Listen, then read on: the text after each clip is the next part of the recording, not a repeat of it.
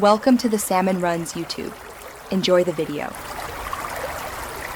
In this video, I will compare Figma versus SHF Kamen Rider figures.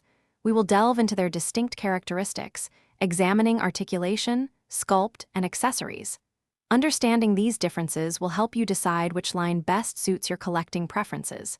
Both offer incredible detail and poseability, but cater to slightly different tastes in design and engineering. Let's explore what makes each unique. Figma figures often boast smooth, integrated joints, allowing for fluid, natural poses, typically standing around 140 to 150 millimeters tall.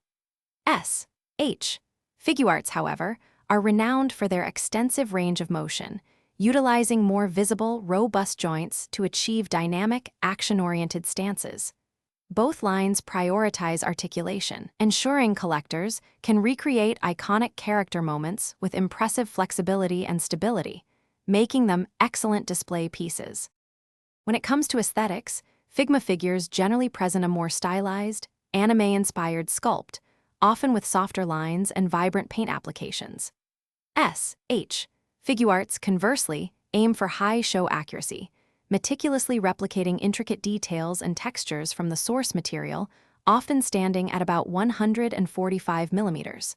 Both lines generously include a variety of interchangeable hands, weapons, and effect parts, enhancing display options and character portrayal significantly.